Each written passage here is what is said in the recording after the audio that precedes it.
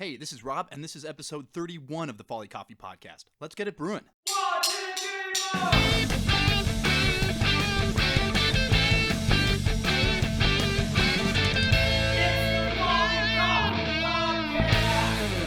So this was an awesome episode with my buddy Zack Lyman. He is a stand-up comedian. He has a really successful podcast, and so we go over his career as a stand-up comedian, how he got there, how he markets himself, podcasting tips. Really awesome episode from a really interesting guy. Enjoy. Right now. So we are now recording. Nice. So these episodes are like an hour long. And so I don't want this to be all about life during COVID because that sucks. And so what we're going to do is a little bit of Wayne's World. And we're going to break this episode into 3 parts. 3 20-minute parts. The first 40 minutes, we're going to live in this blissful time where we didn't even know, where the only thing we associated with Corona was a beer that you had to put a lime into. That's going to be the first 40 minutes. So the first 20 minutes is going to be from when we met up to that moment. So when I first met you in person, I should say, we were at Coffee Fest, Nashville. I was considering, at that point, Folly Coffee had started, and you were doing a presentation on social media.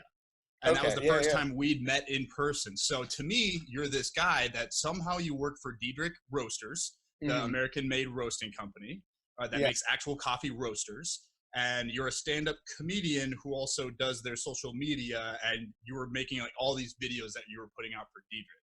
Yeah. So how do you go from, first introduce yourself, I guess I should say, how you got into stand-up comedy, and how did that lead you working for a coffee roaster manufacturer doing their media? So I'm Zack Lyman. Everything he said about me is true. And so I've been doing stand-up now for, I think I'm hitting, it's all blur, but I think I'm 12 years in right now.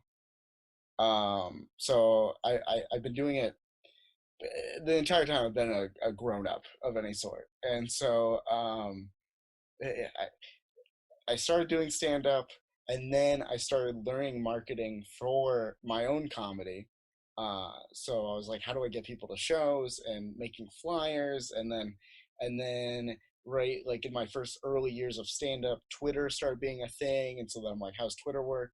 And then it just grew from there, right? Like eventually just learning, and then there was a point where I started like watching and taking signing up for webinars and doing all this marketing stuff, that I was watching my friends' companies spend a bunch of money on marketing and not get anything out of it. So I was like, how can I help them out, right? So that's like my first introduction, was like helping random mom and pop shops in general. But the key to this story is that when I was 18, I worked at a coffee shop, and I was a barista, and then I became a manager, and then I was kind of like, just basically, there was a handful of us that basically ran the small shop, really. And that involved booking bands on weekends to play there. I started doing stand-up there for the first time ever. And so coffee and stand-up and marketing have just, in my life, been this thing that mixed together. And I've always really loved coffee. And then as my comedy career started taking off, and I started getting more like videos getting a lot of traction, I started having like other companies message me and be like, hey, can you do this for us, or could you help us with this? And then it slowly, I got a couple opportunities to do like coffee related stuff, and I was like fully in, because I'm like, this is like what I was hoping would happen, is that I could work in the coffee world with marketing, instead of just being a barista for so long. And so just one thing next to another. And then when we met, like I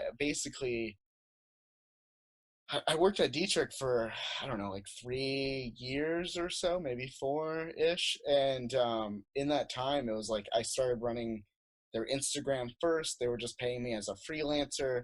They really liked me running their Instagram.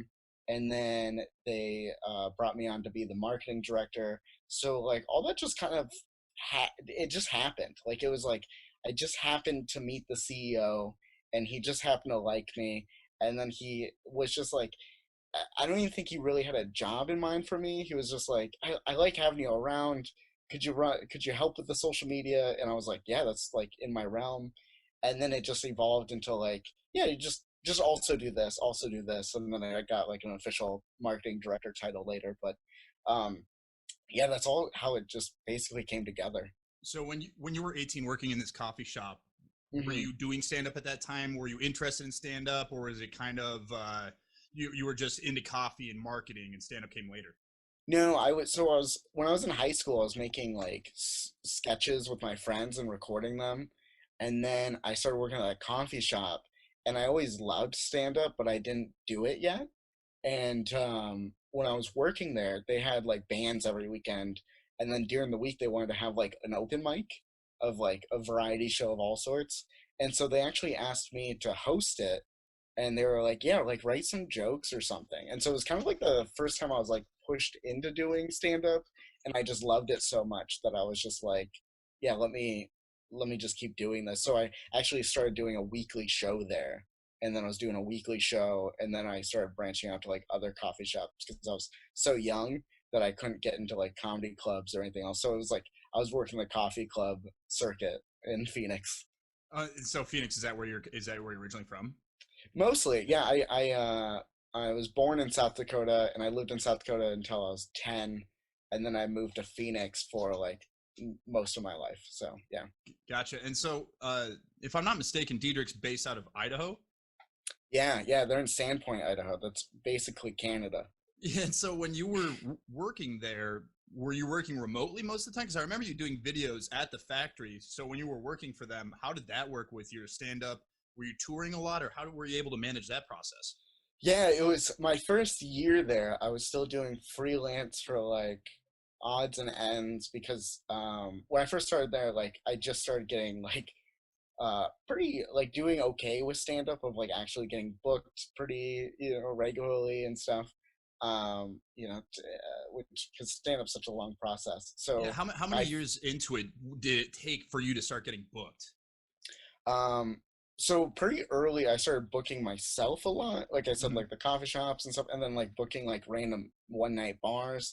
But when it took probably 8 years until someone was like wanting to book me, like Yeah, where and they're like reaching out to me, being like, "Yeah, we want you to come," and I'm like, "Are you sure?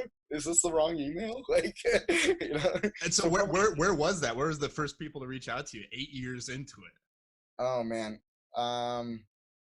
I couldn't even tell you because it was just such a mix, man, all over the place. It's all a blur at this point. So during those 8 years, are you touring? Are you traveling? Or are you like based solely in Phoenix and just doing as many spots as you can in Phoenix?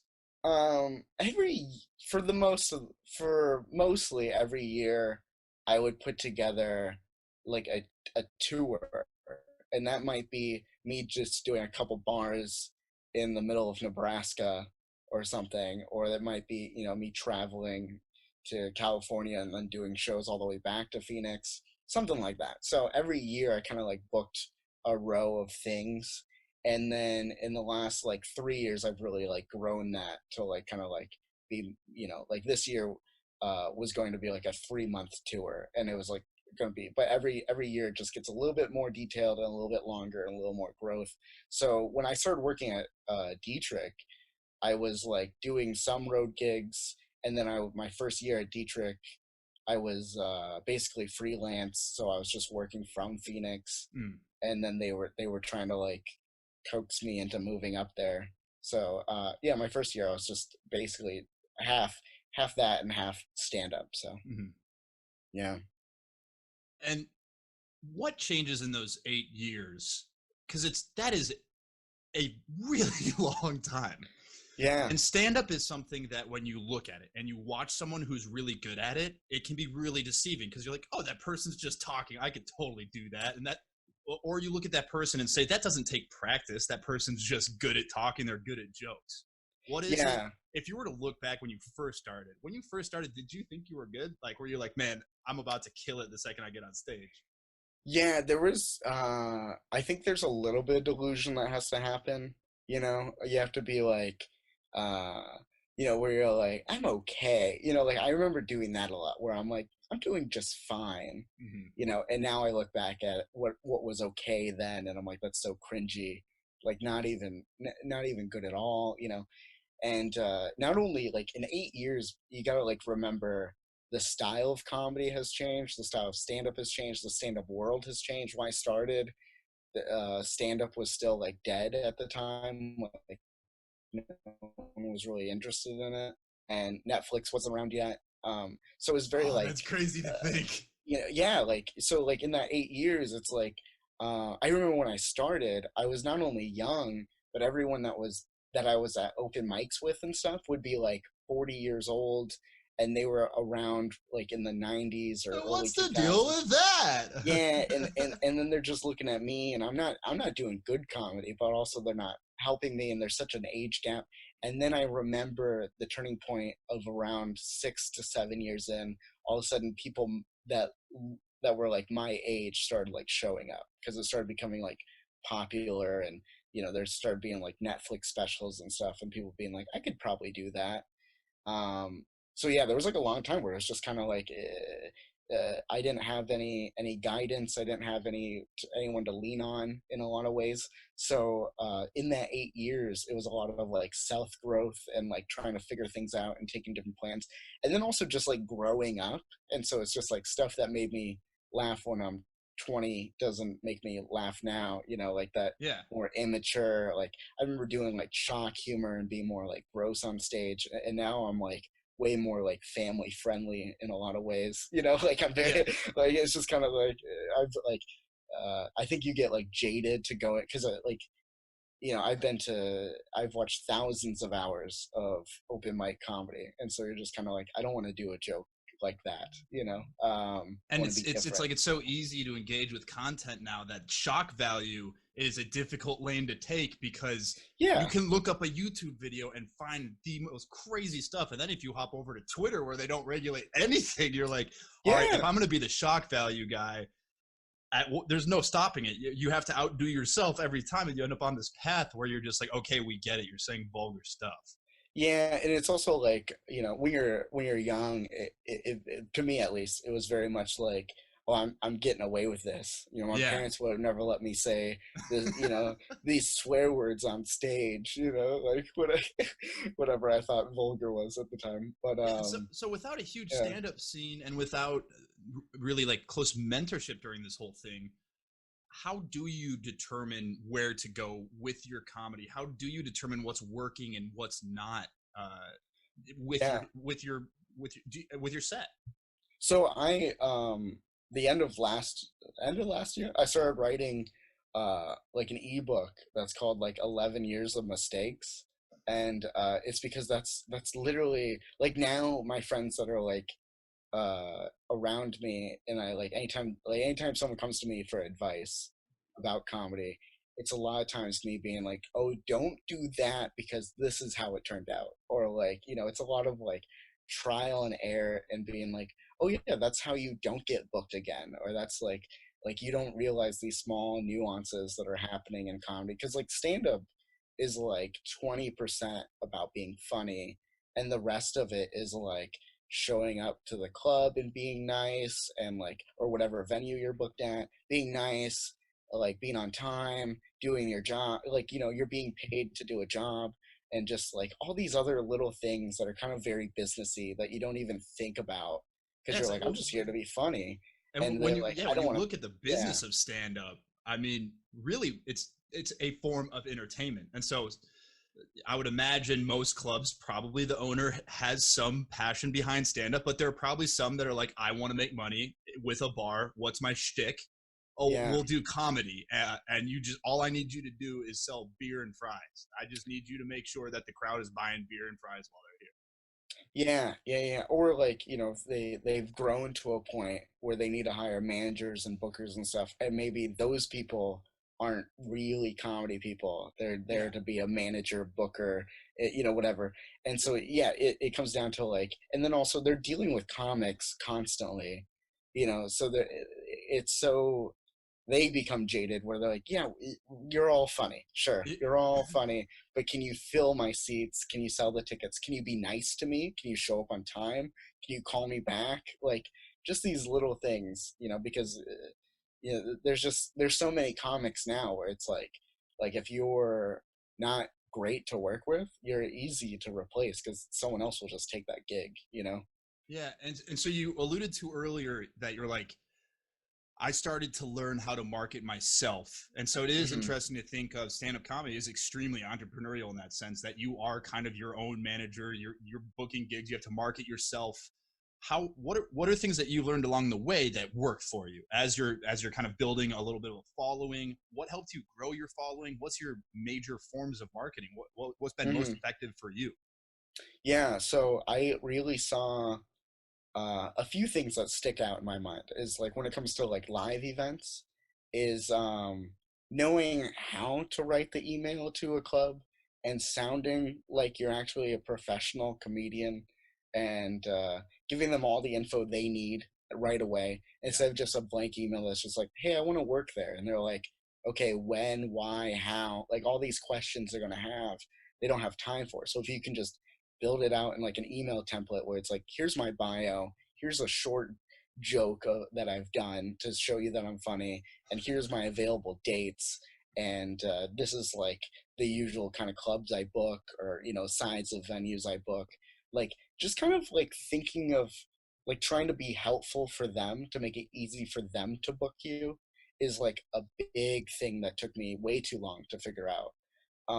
That's got to be so challenging over email to be like, I'm funny. See, like, look, this Yeah. is funny. With no context, you're not saying it, you're reading it. And so you could read it in any variety of ways. There's some jokes that if you read it, you go, that's not funny at all. But then you see a certain person tell it in a certain way and you go, that's the funniest thing I've ever heard. Yeah. So it's like, and then I was just at a event where they had a bunch of comedy club bookers on stage answering these questions about booking. And it's crazy how different they all want their email. Every single one of them has different things that they do or do not want. They don't want a 20-minute video. They do want a 20-minute video. They don't want a video included. They want a headshot. They don't want a headshot. They want your availables. They don't want your availables. So it's a very important, like that's another answer to your question is realizing how valuable your fellow comedians are. If they've performed at that venue, like how did they get that booking? Does that guy like the guy that books it? Does he like getting the video? Does he not like the video? Just kind of understanding that was a big part of me kind of growing as a comedian and getting the right bookings. And then another thing that I've been talking about a lot lately with people is I'm big into the idea that if I don't vibe with a booker or like a club or a venue, I don't need it, because like right away you're building a relationship and I want to come back. I had a phone call last year when I was putting this year's tour together, and on the phone I called the comedy club of a sorts. I called it a venue, and he got really mad that I called it a venue, and he didn't like that word. And I was just like, yeah, you know what? And I just like right after he kind of like yelled at me, I just what was did like, he yell at you for though? because I said venue and I didn't call it a Why comedy. doesn't he like the word venue? I don't know, but that exactly. I would think it would be like, the opposite, where if you're like, yeah, you're a bar, or like, oh, you're yeah. So and I just immediately was like, yeah, if we're 2 minutes into this phone call and you're mad at me, I'm like, you're right, I'm gonna go somewhere else. And he's like, thank you. And he was just kind of like, oh, all right. And I was just like, yep. And I just moved on and called another place in the same city that was like down the street, and they were like fine with me calling it a venue. So I was like, yeah, let's work there. It's an interesting way to look at it long term too, because it's like short term, yeah, you could deal with one weekend of probably a miserable experience. And I actually look at customers the same way, that I go, it's difficult to have a customer that you don't vibe with, because it's not going to work out long term. And if it does work out, it's because you're just sitting there taking it, and just like it's not a good experience. And so even though it might be valuable in the short term and it might seem like a logical choice, because why would it not be logical to take a gig if you can get it, or Right. get a customer if you can get a new customer? But it's like, if you don't get along with that person, if your values and stuff don't align, or just like you said, if you don't vibe, it's going to be miserable. And so, Yeah. Yeah, I learned that from doing freelance marketing, was just kind of like, because you're constantly, every week you have a new boss, and so I was learning quickly to start saying yes and no to projects that were right, of being like, immediately when they're like really being on me about this little detail, and I'm like, yeah, I'm not gonna, I'm not meeting your standards, then I'm not gonna ever meet your standards. So I don't yeah. think we're gonna work together. Yeah. Yeah, I say these. I obviously, you can tell how I think that. It's like I keep tying it back to business, but I'm the exact same way when somebody's super price sensitive about coffee. If Yes. their first question is, "Can you do better on price?" or they don't get why it's priced higher, Hmm. I'm usually very clear. That's like, hey, if price is your number one concern, we should not work together. Our coffee will never be the best price because we're doing higher quality stuff. Yeah, I'm 100%. sure. I'm sure there's some comparison. I'll try to stop pulling it back to business, but that's a No, very. you're 100% right. You're 100% right, because in their mind, like to pull back into a venue, in their mind, they're getting these calls every day, all day, Yeah. nonstop, right? And I'm like, yeah, you're right. Like, I'm sure someone would be happy to do the whole weekend if you just gave them free hot dogs. I'm positive, because I've been there. I've been that guy that did a whole weekend and got paid in free food, you know? But like, I've been doing this long enough now where I'm like, I need a little more than just free food. And so we're just not gonna meet on this. Zach is well versed in the dollar to hot dog currency ratio, or whatever you call it. The what do you call it when you come from a different country? The Exchange rate. yeah, exchange rate. The hot dog to dollar exchange rate. Very well versed in that. Mm-hmm. I So, will. Don't get me wrong, though. To this day, if you offer me some free food, I I think about it, and I go, how far away is that from where I'm living right now? And how like I not that long ago, are there appetizers involved? I did a gig and they gave me free nachos, and I was like, you know what? I was hungry when you Nope. called, so Nope. This is an overall win. So I meet you in, was it Nashville? What? No, was that Denver? That was the cold brew. Was that the cold brew competition? That was Denver. was it Denver? Yeah, I went to Nashville like 4 years ago for Coffee Fest, and I think we were in Denver for the one that we met at. Okay. So at that point, I was gonna say Denver or Seattle. Those it were was my Denver. two. It was Denver Okay. for sure. I was at Nashville a couple years before that, and that's where Okay. you did the social media presentation. So at that point, you were doing stand up. You were working for Diedrich. I Yeah. remember you telling a story about a tweet you had that really put you on the spot, or like you had one in particular that went like way more, like definitely went viral early on in your Twitter career. I had like 10-second jokes that I was doing that kind of Yeah. like took off on Instagram, and it was like I was doing like hashtag 10-second jokes, and they're like all still up. I did like over 100 of them. But it was like that was like a real turning point. Was like I was in a long-term relationship. I got out of the relationship and I moved back to Phoenix because I was living in Louisville, Kentucky. And so I moved back to Phoenix, didn't have anything going on. I didn't have a job. I didn't have any bookings I had to fulfill. Like, I was just starting over. And so I decided to do like basically a joke a day was my idea, where I was like, because I started doing them where I was tweeting it, and then I was like, I was thinking of these ideas when I was driving, and I was like, oh, I can't be tweeting and driving. But what I could do is I can hit record and not even look at the camera or anything, but just have like almost the audio, and maybe if I have any visual things that need. So it's kind of like a note taking process that turned into, oh, I could just post these like set up punchlines and then later develop them into like longer jokes.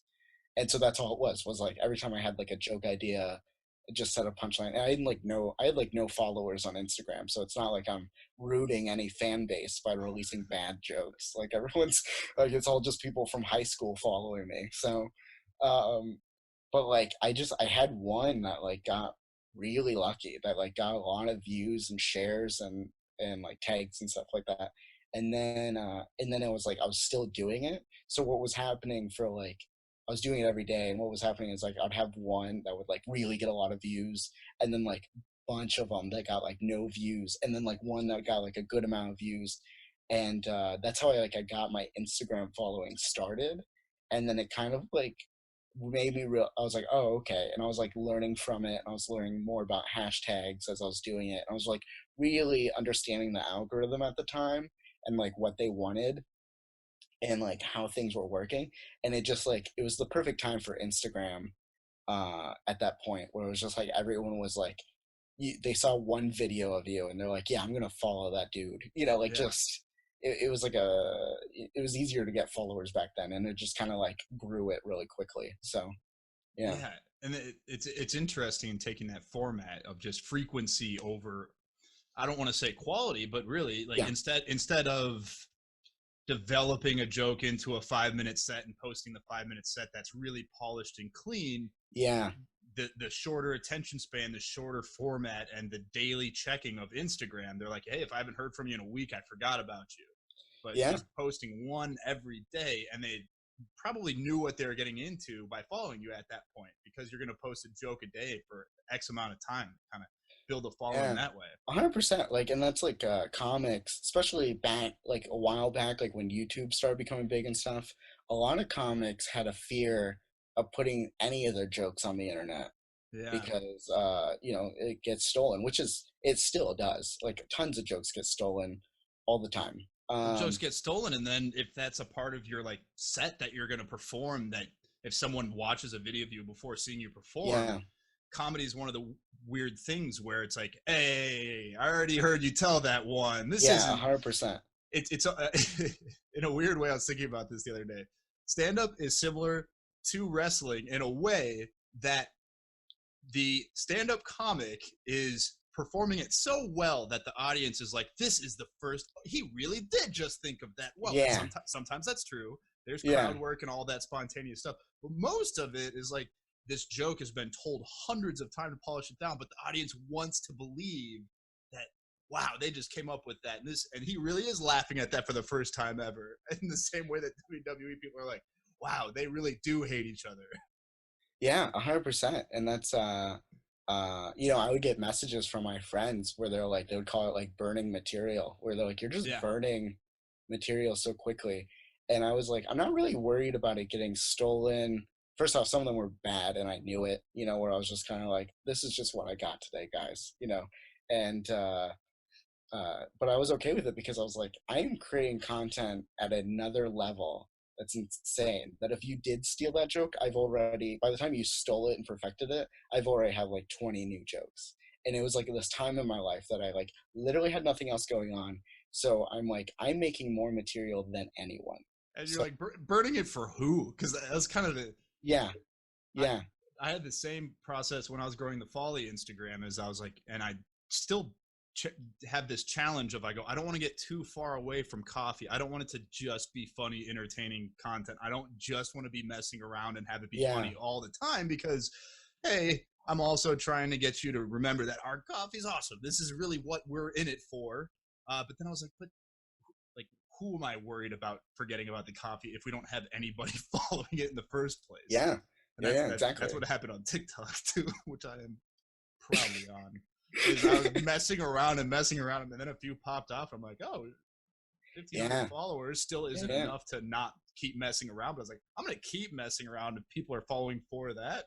And then someday pivot and go, oh yeah, by the way, the coffee we roast is fantastic.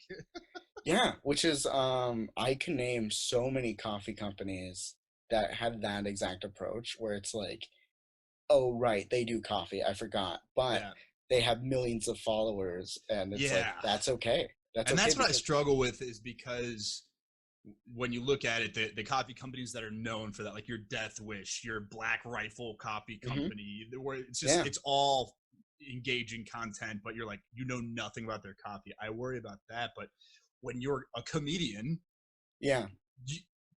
growing your following on being funny is literally that is your product. Yeah. And so also that's I don't see any downside. Let's say tomorrow you guys had 2 million followers on Instagram, and it's because of your funny videos. I don't see a single problem with that, because every time you go, hey, I have a new coffee out, they like you and they bought into you, and they're gonna buy that because of you, right? So like has nothing to do, like it's just, like my favorite example that I always give is like, no one wakes up in the morning and goes, oh man, what did Target post today? Like we That's a really don't, good that's point. that's a business that has a big following because we know what Target is. And But like, you see, yeah. that's a really interesting point, because you see that with large companies, they get this corporate voice where all of a uh, sudden all their content's the same. They're the captions don't sound like a human. They don't mhm. sound like anyone you've ever heard talk, but for some reason that's what we have to do because it's incredibly safe. But the people you Yeah. follow because you want to, that is it's like these companies have a following because it pops up and you're like, oh yeah, I should follow them because why Yeah, not? and that's exactly why I've turned down so many corporate jobs in marketing, is because like that's the first thing. I'm like, I look at their Instagram and I look at their voice and I go, oh, I'm the wrong person. If you don't want a personality of any sort, you just want this vague voice that knows how to hit the hashtags right. I'm not. I'm not at all the right person, Yeah. because I'm definitely. I'm a weird human being as general, and that's how I come up with these ideas and how I come up with weird marketing schemes of like, how can I build it all back to this thing and sell and connect all the dots, and that's that. You're hiring that. You're not, if you just want someone that can create and push buttons, you can, there's tons of those people out there, and they can do that for you. So And so during this time that at Diedrich, where you're also gigging, how often? This is still the pre-COVID world here. mhm. What's the average week look like? How many gigs are you doing? How long are the sets that you're doing? What does that look like? um in the time that I worked at Dietrich, sometimes it was crazy. uh like I was just telling a story the other day, because we have Coffee Fest coming up in August, right? So there's two Coffee Fests in August because of all this. And so I was trying to remember the last time I kind of like did something like that, where I drove across the country for multiple things and did it all in one line. And I remember working at Dietrich and going to like a coffee fest, like maybe it was like a chocolate festival, and then maybe like some other coffee thing, and then in between those I had like a couple comedy gigs. And I remember my friends stayed at my place, and I just gave him my car, and he just like lived at my place for like over a month, and I just wasn't there. It was just like I was gone for like a month and a half or 2 months or something. And I remember there's like pinpoints of just like, and I also just like, I like every once in a while I look through all my saved like tickets on my phone for flights, and just like looking at all of my, I remember you know flights. because like that's, it was a good time. Those were cool. Those were cool. But like, yeah, I always try to like plan like a coffee fest with some comedy gigs, or like all tie it together.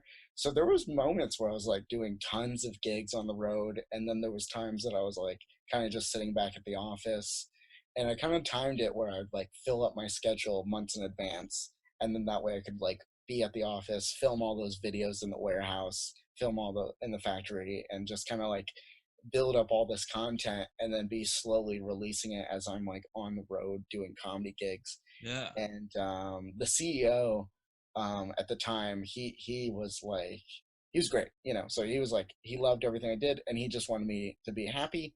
And he was like, you're doing a great job here. If you need anytime you need to take a gig, just take the gig. And so that I built like a nice relationship where like, if I got a last minute gig in like Utah, I could just like be like, yeah, I'm going to Utah tomorrow, and just go there Mm-hmm. and work from a laptop or whatever, or maybe move some meetings around. But yeah, just yeah, it was a chaotic time. Yeah. And so what? How did your partnership or employment with Diedrich end, and what did it look like after that time? Yeah, so actually, one of the reasons I left was towards my last year there, I started getting really sick. And I started actually just like sick all the time. And then I was like out sick for like 2 months towards the end there, and I stepped down of marketing director, and then I started doing freelance work for them, and then it came to a point where I was like, you know what, this isn't even. I was like so sick and still healing, and I was just like, you know what, I think I'm just gonna not work for a minute, and then maybe do stand up, maybe focus on that. But yeah, I actually ended up getting diagnosed with liver disease, and Whoa. so like I went through that all basically last year. I went through all that of just kind of like healing and getting back to like a normal lifestyle, in a lot of ways. And yeah, so like I, I I left on great terms, and I enjoyed my time there, and they were extremely kind to just like be like, yeah, your health is important. Yeah. You know, we want you to like. And basically, when I became a freelancer, it was like I was kind of like finishing up a lot of projects I had started, and kind of like doing some things here and there, and it was very much like they were very happy to be like, yeah, if you want to do more or you want to do less, like whatever you need. So yeah, that was my last like 6 months there, and it was great. It was very kind of them to let me do that, and then just kind of like step away and just be like, yeah, I think I'm good. So Yeah. And so when you're recovering, yeah, do you have a plan that, hey, once I'm healthy, I know what I want to do again? Or at that point, was it so uncertain what the future looked like? You're kind of just taking it week by week. yeah. It was very like when I left there, I was like, I don't have a plan, and I was like, maybe I'll come back. You know, like I really was like, I don't know, and I was Yeah. being honest with them when I was like leaving, where I was like, maybe I don't know, and then uh,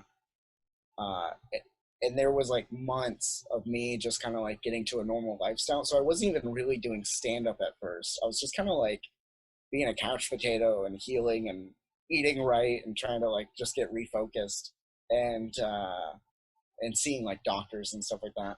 And it was very much like uh, I don't really think I had a plan until the end of last year. I think it took the whole year to kind of be like, oh, I think this is where I want to be. So Chose a really good time to put a plan into place too. 2020's been dope. So you just were like, all right, I've got a plan. 2020, this is my year, baby.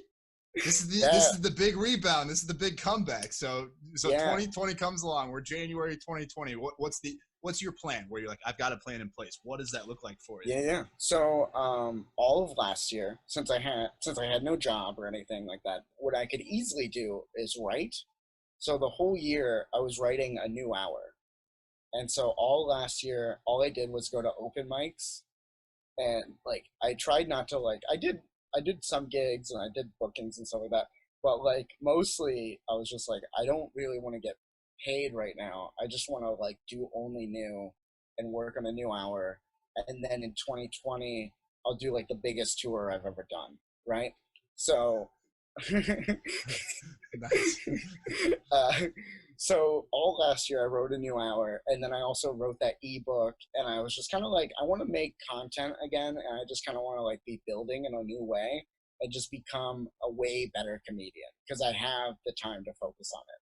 So I was doing that. So I was working on writing the new hour.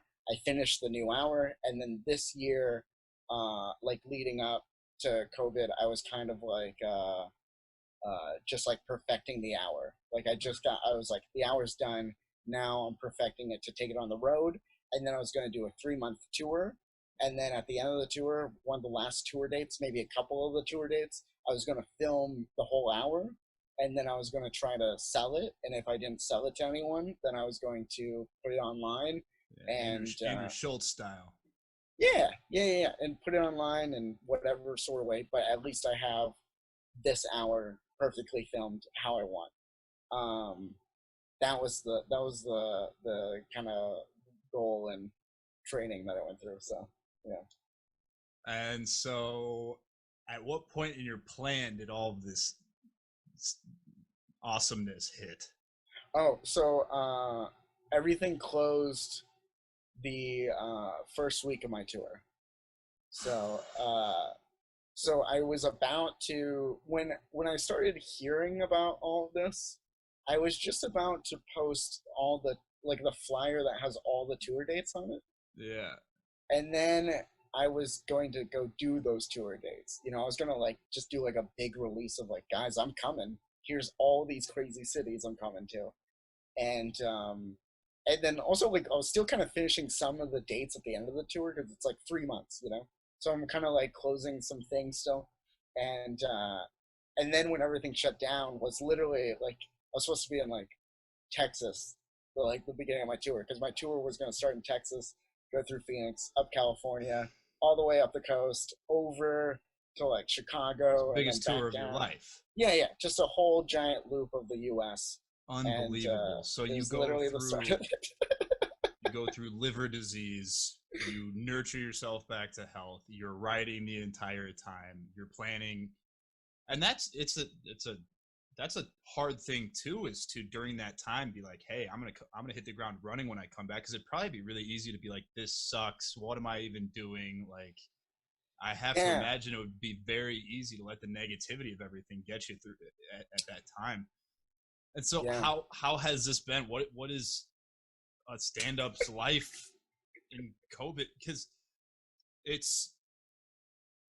you can't do it at all. And I know there's like, you can film content and everything, but stand-up comedy is not something that you can record a video. And it's half the thing is that you're kind of like a part of the crowd, or even when you're watching on Netflix, it wouldn't work if there's no crowd. Right. Yeah. It'd just be like a weird one-person performance where it's a podcast. Yeah, exactly.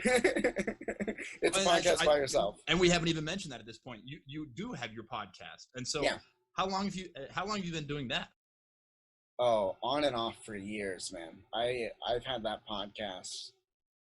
I think I looked up the first date when I started. It was like 2015 or something. Something like that. 14, 15.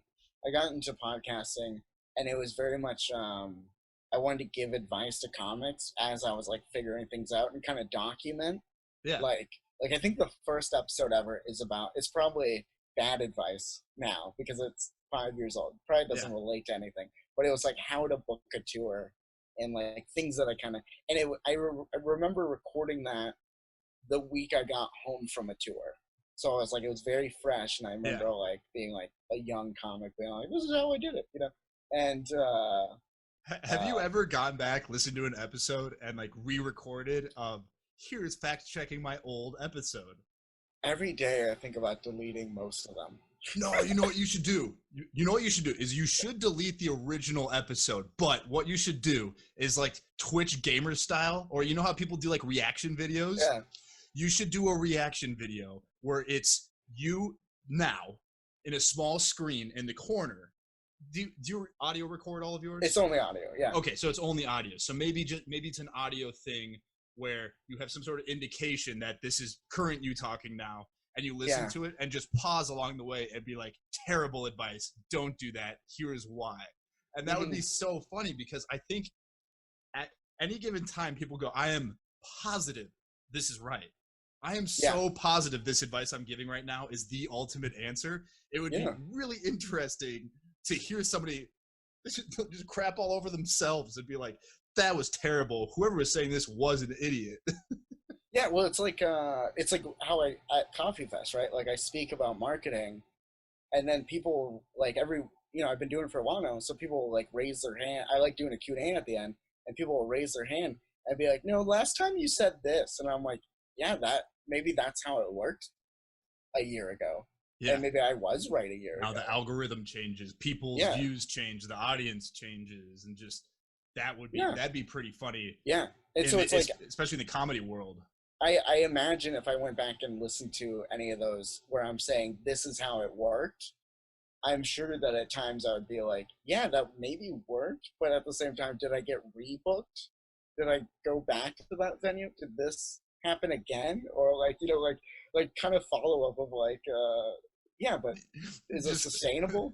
Or just start a whole series of Zach crapping on himself about everything. That you just found yourself in such a deep, dark place in quarantine. You're like, so I've decided to look back on my life at how terrible I am. And then 5 years from now, you go back to this Zach and be like, that guy has no idea what he's talking about. Oh man. So are you hearing anything what's the state of Arizona during all of this? Is there any sort of clue of when things are opening back up? Are things starting to open back up? Things are, yeah, it's really mixed here. Um, there's a lot of places opening up, and things are just now opening up, and people are starting to like be able to go sit and have dinner and stuff. But it seems like a lot of people are still like pulling back and not going. But that's like in my circle of like what I know, because I purposely I'm not reading anything, and I'm not really paying super close attention because I plan on just kind of hibernating for a little bit more and just kind of like seeing how the cards play out. So yeah, it's really weird. In Minnesota, they just did the announcement this week. The governor did, and yeah, it's really strange. Obviously, I'm hyper focused on like the restaurant cafe world, of course, for coffee, and they just announced that they are opening restaurants back up for the first time since March 16th, but outdoor seating only. And tables have to be 6 feet apart. And you're like, we're in Minnesota. How many places have outdoor seating to begin with? Yeah. And then if you're only outdoor seating, how many tables do you really have outside if you're a Minnesota restaurant? How much patio do you really have? Like, exactly. You know what I mean? Like, yeah. So people are like, can I have my parking lot? Can I put tables in my park? And so it's really weird. And then the Twin Cities, Minneapolis and St. Paul, are right on the border of Wisconsin, and Wisconsin's across the border be like, we don't care. Everything's open. And so now you're just having people go across the border to Wisconsin, and it's real weird. But we're in phase 3, which is like partial opening of restaurants. Phase 4 is apparently when things open up, and then the last phase is events and venues where you can have more than 10 people or 50 people in a space or something. Right. Like that. Yeah. Like I'm starting to get like this week I've been getting asked to do live shows, but they're also being like they're for like next month and stuff. Yeah. And they're also like, let's go on a handshake and then we'll see. Well, no, we'll go on a wave from 6 feet apart. Yeah. We'll agree. Yeah. It'll be very interesting to see how people respond in general when things do open back up. Yeah. But comedy is something that it's not your essential thing, but you start to realize when you're shut in the things that you're just like, yeah, that's just something that exists and it always will, and nothing will ever compromise that. We'll always be able to go where we want and do what we want, see and laugh and have fun and watch. And I think comedy will be an interesting one. What I hope happens is that this swing of, because I think before all this, very, very PC things were becoming like a bigger and bigger deal. And then this hits and you start to realize that, oh, things that I used to think were a bigger deal, I'm now just like, I just so badly want to hang out with a group of friends in a place. Like, that's all I want to do. That's all I care about right now. And so hopefully with comedy, it will kind of swing that way too, that people are so many messages. Yeah, so many messages with comics and I talking about, man, don't you miss just sitting at a shitty bar, telling jokes? Like, don't you miss just like the hearing a bad comedian on stage? Don't you like just all that? You're sitting there, not laughing, but like a single happy tear in your eye. You're like, this comedian's so bad. Yeah. And I'm not referring to you, by the way. I'm talking about a bad comedian in this situation, but just like, they're not good. And I couldn't be happier to be here witnessing this terrible thing. Yeah. And it's like, you're right. I do. Because especially right before all this happened, was the busiest I've ever been as of like I said, I wasn't trying to go on tour. Like I was going on tour, but I wasn't trying to like do a lot of paid gigs before the tour. Mm-hmm. So I was literally going to like maybe 1 or 2 open mic literally every night, sometimes more. And then also doing like, maybe I have a Phoenix booked gig and then I'm doing open mics after that. Like I was saying yes to everything because I wanted to get really tuned for the tour. So it was extremely weird to go from hanging out in like grungy venues and bars and of restaurants and then all of a sudden not doing any of it. That was a very it was like a sudden change for me. So, yeah. So to kind of wrap up this episode, I kind of dig a little bit more into social media because I think you're really good at it. So since you're joke a day, 10-second jokes, what are other things that have really popped for you, or other strategies that are not necessarily intuitive that people don't go, yeah, of course you want to do that? What are other things that have worked for you in marketing yourself, or just videos or Twitter? Do you have a social media platform that you consider kind of your go-to? Is it Twitter? Instagram was my go-to, and I say that with a little hesitation because you and I are both seeing what Instagram was years ago happening with TikTok. Yeah. And how it's just kind of like, I have comedian friends that started TikTok weeks ago, and now they have 80,000 followers. And they're like, I don't even know how it works. So I'm a little hesitant, but my go-to is Instagram. But a big keynote when I talk about social media is a few things. Some people they forget to be social on social media, to actually interact, to actually kind of like be a brand and be a person and grow and network. But another thing that was very successful for me is having the podcast. And not a lot of people get the podcast and they go, I got to get this big name on. I got to get this, I got to get Jerry Seinfeld so millions of people will listen. And they forget that they're going to have an hour conversation with Jerry Seinfeld, and that Jerry Seinfeld is going to know who you are. Like, they forget that side of things. And I think that's been the most important thing for me, is like, when I started doing the podcast more, I was having my friends on, and it's maybe comedians that I've been around for years, but never really sat down and had an hour conversation with, or like you and me. Like, I think this is the most in-depth we've talked maybe ever, really. Easily. But like, we've known each other for a while, and I feel comfortable around you. Yeah. And but it's like, that's how I was with my comic friends. And now it's like, I would have maybe some comic friend on, and then we talk and we get to know each other, really understand each other, and then they're a month down the road booking a gig, and they're like, oh, you know who'd be perfect for this gig? Would be Zach. And that got me just so much of like networking with my friends and being like, yeah, Zach would be perfect for this thing, and just kind of being out there more. And then also just picking their brain of what they do and being like, oh, that's not a route I want to go. And so that the podcast alone has changed my life for sure. That's why I've been very lenient on what this podcast should be, because right away I was like, oh, it has to be super hyper niche coffee. It's got to be all coffee all the time. But then I'm like, how many episodes can you really do before, one, I burn out on it and I go, oh, okay, now we're talking about, what are we going to do? Talk about an hour long on anaerobic fermentation. You go, there might be a group of people that are going to be very interested in that. But also at that point, I'm no longer the expert on that. And so I was like, I want to keep this super flexible. So at the very least, the conversations I'm having, that I go, I'm taking things out of too, selfishly, that I go, these are people I'm interested in learning from. And what I've realized through this is that if it's something that I'm genuinely interested, someone I'm interested in talking to and learning from, it tends to translate more. And so it's kind of like, I would rather do something that I'm interested in versus forcing it and having it turn into a thing that I hate doing. It's like, it's a Friday night. It's like almost 7 o'clock here in Minnesota. And I'm here filming this because I want to talk to you. And it was like, why not tonight? And I didn't even think twice about it.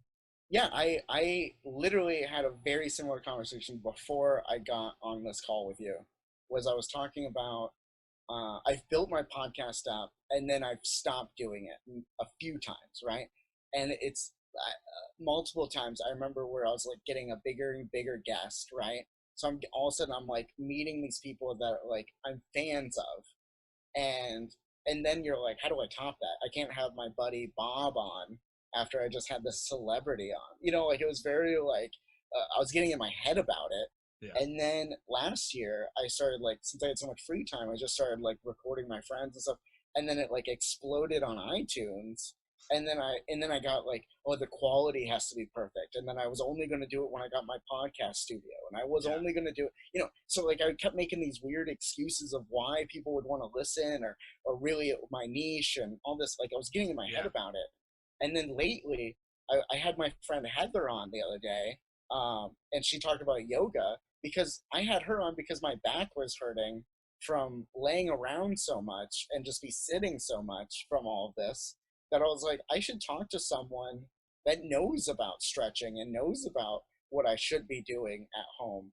And that I felt like it translated so well because I was like, oh, it's not really my niche is like comedy and coffee and like, you know, those things about me and marketing and sure, like, you know, those things, but you might want to know what stretches you want to, you know, and you're really listening because of me and you like me. And so you're following me and it just kind of branches out into, and I'm like, I feel more comfortable now where I'm like, oh yeah, I'm going to just keep recording everyone I want to just talk to because I'm curious about that job or that person or what's on my mind, and it's going to grow. Like, if I'm interested in it, someone else probably will be too. And if they're not into that week's episode, then cool. You don't have to listen to it. The biggest surprise to me in doing this is, so I decided to finally start doing the podcast when I was like, I want to do it. If I make it a format, because Jeff and I actually recorded an episode or two where it was both of us, and we're like, oh, it'll be the Folly Coffee, it'll be both of us and it just turned into like, oh, this is more work because coordinating with someone and trying to do weekly episodes, like, oh, we're just creating more meetings and more things. Yeah. So I was like, well, I'll have it be me solo, and then I can have guests on as I please, and I can jump back and forth from solo to guests, and it's very fluid. And if I have an idea, I'm just like, oh, I can record this for an hour by myself. Or if it's like, hey, Zach, you want to jump on? Totally, let's do that. Like next Tuesday, my sister's in social media, and I want to start doing paid marketing. I've never done paid advertising on social media. It's gonna change your life. I wanted to pick her brain about it, and I was like, that's a great episode right there. And it's interesting because people are like down to podcasts more than any other platform. I think that if you're like, hey, can I pick your brain for an hour? They're like, screw you, dude. Like, you want my free but if you're like, hey, will you come on my podcast for an hour to talk about, if you're like, can I get 15 minutes of your time? People are like, I don't have time for that. But if you're like, can I get you for an hour on here to talk about the thing you know the most about? They're like, absolutely. Yeah. I get to talk about me for an hour. Oh, and because it's like a thing where it's recorded, naturally they're like, I shouldn't be on my phone. I should be paying attention. I should be engaging. And you have much more meaningful, engaging conversations than you would if you just met up. And so 100%.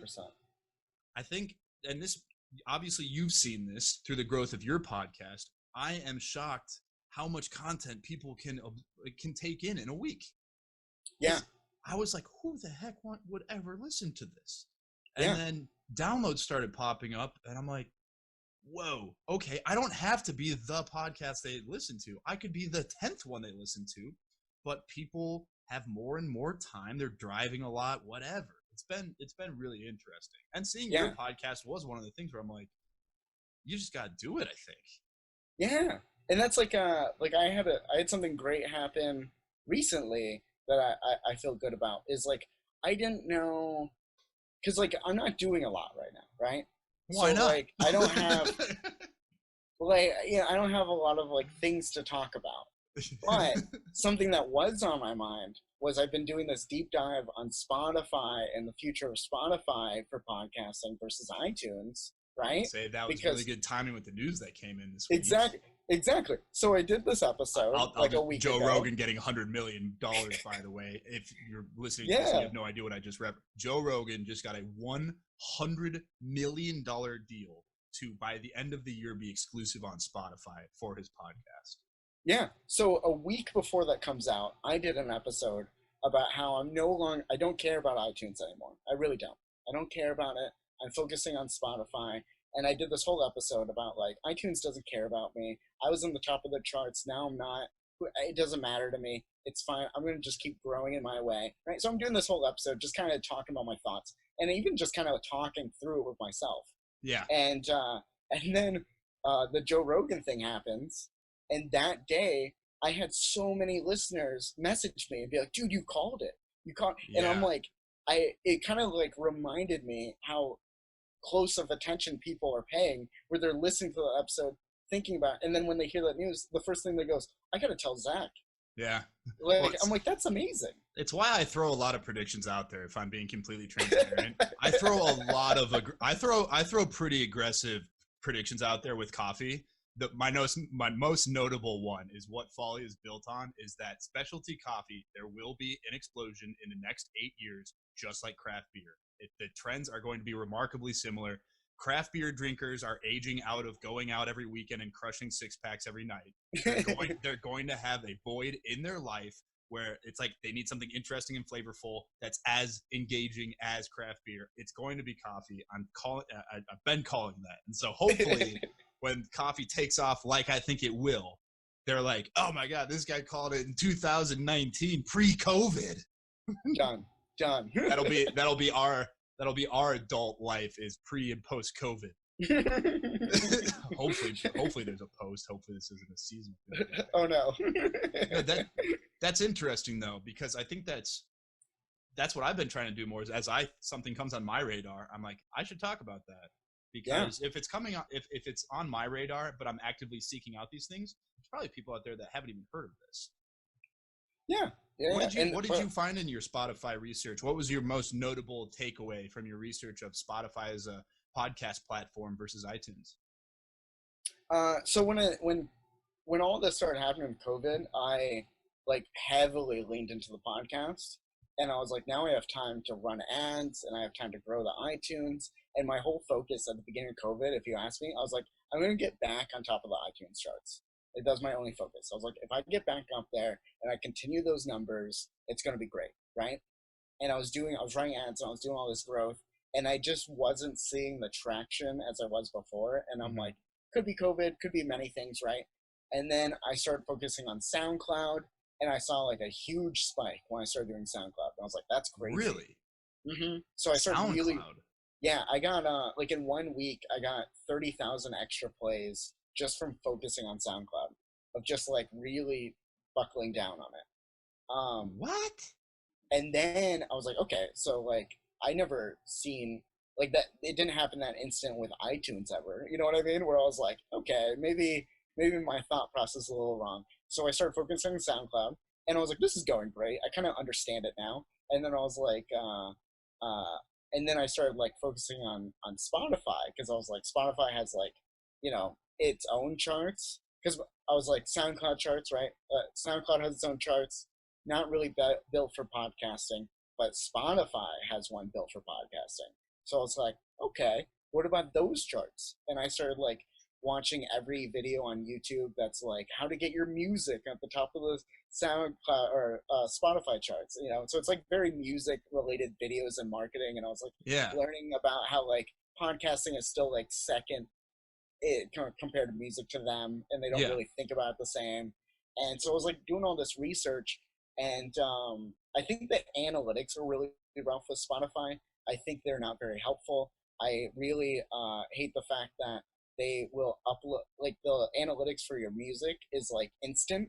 Like you instantly know about that play or the follower or whatever, right? But for podcasts, they update every day at 3 p.m. So they are like, that alone shows how much they care. Where it's like, we're not even going to use our same algorithm, you know? So like, but the charts and like the growth, and then I'm glad I'm talking to you because you'll get this reference. I've been saying it to my friends lately, is like how in coffee we talk about second wave and third wave coffee. And we talk about that. I think of podcasting as like second wave, and now we're entering third wave. I think of like second wave is like every podcast we know where it's very interview. They do it on iTunes. It's just like when you every platform, every podcast is on every platform. You see it. And then third wave, if you go to YouTube right now and you type in how to start a podcast, which I did, I was like, let's start at the basics, right? Yeah. And then I was finding ones that were talking about Spotify. It's like younger groups of people, and it's more like very much you can tell that they're like more on the trendy side than a lot of podcasters are. Yeah. And they're very much like more thoughtful of like fashion design and like the looks of everything. And so all of them were just like, so many of those videos weren't even mentioning the other platforms. They're like, yeah, on Spotify I get 50,000 plays. Like, you know, they're just like, I don't even like, they weren't even talking about it. So when I realized that they weren't even having that conversation, I was like, okay, there's more to this. And then I started talking to like my friends and family and kind of like picking their brain of like where do they listen, what do they think of it. And I was like, am I late to this? Like, is this already been going on? And then as I've been talking to more podcasters, I realized that like listeners have noticed, but podcasters haven't noticed. And so that's when I started getting onto this like train of thought of like, oh, I need to get onto like other people's playlists. I need to get like into the algorithm more. I need to like, I'm only sharing the Spotify link. I don't even share the other links anymore. Like if you want to listen to it, it has to be only Spotify. It's like what I'm doing. Like I'm posting to all of them for people that are subscribed, but I'm not sharing. And yeah, see, I was doing the iTunes link because I was just like this. It's interesting. I guess I don't really look at the analytics much because my approach to this podcast early on, especially, is I don't want to look at them too closely because I don't. Even if it's subconscious that you're like, oh, this type of episode gets more plays. Yes. I don't want when you're super super small. I think it's a bad thing. And you see this TikTok. This is huge. Okay, so the TikTok algorithm I've done a deep dive into, and what I find some content creators getting caught with, especially early on, is it is not dependent on how many followers you have. They have an algorithm where the best type of video you can make is something that's like 8 seconds long. It's all about how long in the video do they watch, how many times does it get replayed, and they actually have this thing where if somebody watches it and then rewatches it, so let's say somebody watches it in its entirety twice. That's like a ratio of 2. And so if your video, it gets pushed out initially to your followers and then to a few people. And if it gets a good above 1, so people are watching it, watching a little bit more of it, they're watching it all the way through, they'll push it out to a slightly larger group of people until it gets to about 500 to 1,000 views. Then when it gets to that range, they put it in front of a physical person at TikTok, and they decide, do we want to push this out to the For You page, which is where something can really blow up. When they're pushing out, they're using your hashtags. And so I found that more specialized hashtags to what you're actually making the content about is better. So mine are usually very coffee specific. And the ones I've had I had one video get 160,000 views. I had another one get 200,000 views.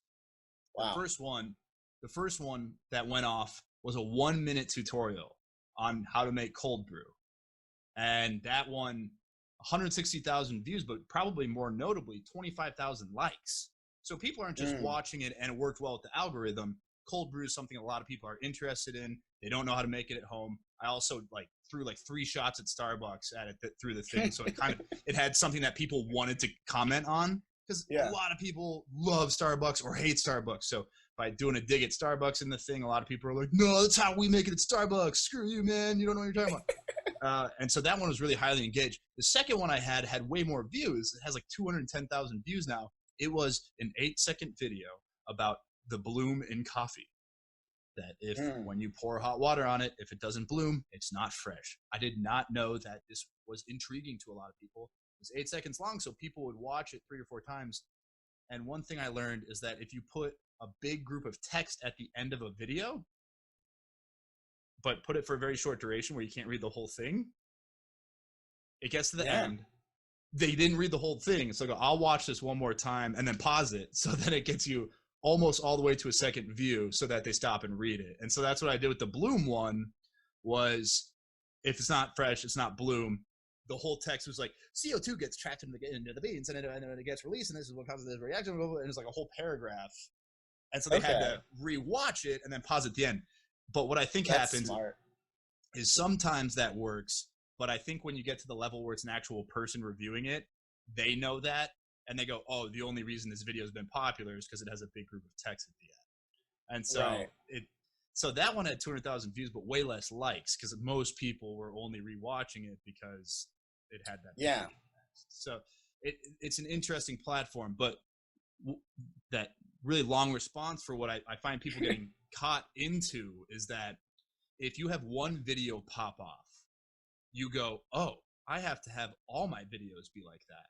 Yeah. And then you find creators having fun, original content until they have one viral video. And then every video permanently is like that. But then they get stuck because they only have this one thing they're known for. And I think of podcasting in kind of the same way that if you only cover topics that do well, or so let's say I have an episode about brewing coffee at home, do really well, which one of them, it's really small views for me still, but that one did well. Yeah. If I was like, okay, I need every episode to be about brewing coffee at home, those episodes it's going to get worse and worse and worse. You're like, okay, I don't need to know that. I just wanted to brew a little bit better cup of coffee at home. Yeah. And two things to add to that is that's how I felt when I was doing the 10-second jokes, where I was very much like, I did 100 of these. I did it. Like I was like, because people are like, bring it back. Like every once in a while I'll get someone that's like, you should do it again. And I think about it with TikTok because I'm like, oh, this is like a new way of doing it, but I haven't really thought of how I would want to do it on TikTok that would be different for me. And then the second thing I always keep in mind is there was a science project. I'm probably going to butcher this because it's just a memory, really. But there was a science project about pigeons where, like when pigeons flap their wings, they then gave them a treat. And then they just kept doing that because they thought they were going to get a treat. And I think about that when I'm posting. I go, am I being a pigeon that's just flapping its wings? The Pavlovian response. So what they did is they randomly dropped a treat at random intervals of time. And what they found over time is that if they just left those pigeons in those cages and dropped treats at random times, if you come back at a later time, every pigeon will have a different thing they're doing. Why is that? Because they think they found a correlation that, when I went in a circle, the thing dropped. So you'd come back and find one pigeon doing constant circles because they think that's what is causing the treat. Yeah. That's an amazing way to put social media, because that 100% happened to me on TikTok, Instagram. These posts that do well, you go, it must have been this. Well, how many times have you, I don't know, like any social media, I could pick any, where you see a clever video and you're like, that's great. And then you click on their page and you can see it's just that 1,000 times in different, maybe it's the same dance in like 8 different outfits or whatever. But it's like, it's just and I'm like, I never wanted it. Like I hated it when you looked at my Instagram and it was just all 10-second jokes all the way. I was like, because then you're the 10-second joke guy, and it's almost like it's like acting. If you have one character you do, that you're like, that's your life now. You're that character. Mm-hmm. And it's tough to not want to do. I actually, at this point in time, I was like, I should do this for like a full year before even looking at analytics. Yeah. And I'll glance at it every now and again to be like, is anyone watching this? But I want to do this for a full year of just random experimentation, doing what I like to do, and then maybe take it more seriously at some point. But also with business, it's like, this is not my priority because it's Folly. Whereas for you, the podcast is, at this point during COVID closures, is a big priority. Yeah. And the advice, the number one thing for any of this overall is like, you could talk to 1 million people that promise you 1 million things of they know the secret to any algorithm or whatever. And the only thing that matters is really consistency. Like, even if you just did this if you did this for a whole year and you're like, the episodes are all over the place, you're still, no matter what, you're going to see this crazy up climb because no one else is continuing to do it. That's my, like, I'm seeing success with the podcast right now. That's great. But I know for a fact I'm going to see a big success later when everything is, when all this is over at some point and we're all kind of getting back to whatever normal is. And when when they're doing that, and then they go, oh, Zach's still making the podcast. Like all those other people because there was like last month, 82,000 new podcasts last month. So it's like everyone's making content right now, but I think is interesting. Consistency is just to keep running after all this. When everything is, and you're like, another episode, he's still doing it. Like, it's just going to keep taking people in and just. I gave someone who owns a local co-working space, and obviously they're struggling because people are like, I don't want to go anywhere public. I go, you need to turn one of your offices into a podcasting studio. I go, you could spend $500. Yeah. It would be good enough equipment that it would be far better than what they're doing at home. and charge a premium price per hour. I was like that, and I think she's actually going to do it. Yeah, I have a podcast office, and I rent it out to my friends, and I rent it out for like nothing, but you'd be surprised how many friends of a friends or whatever like kind of hit me up before all this happened. Will Yeah. hit me up and be like, yeah, like for an hour, could I just borrow it for like an hour? And I'll be like, yeah, like it's very. I think if you have a space like that, totally. I know, and that's where I get itchy, where I'm like, gosh, I'd start that business right now. That seems like something that could totally be striking gold. I'm like, no, just Yeah, because continue to try to you need more things in your life, it sounds like. Yeah, totally. Yeah, definitely. Definitely not busy for sure. Man, we've been going at it for well over an hour now. And somebody just texted me that luckily they're running late. But they're on their way over, and we're gonna do a little jam session. So I should probably That's get great, ready man. for that. Yeah. Dude, awesome to talk with you. There's such a big range of topics. I guess for you, you're lucky you have the podcast and these different channels, because I'm sure there's a lot of stand-up comedians that have to be out there like, how do I do this video stuff? Should I do a podcast? And 82,000 podcasts started in the last month. Yeah. Unbelievable. Yeah. Man, maybe I should do. I don't know. That's crazy, man. All right, I'm gonna let you go. I'm gonna hit stop recording now to see what happens, and then I'm gonna end it. Okay. I'm gonna hit.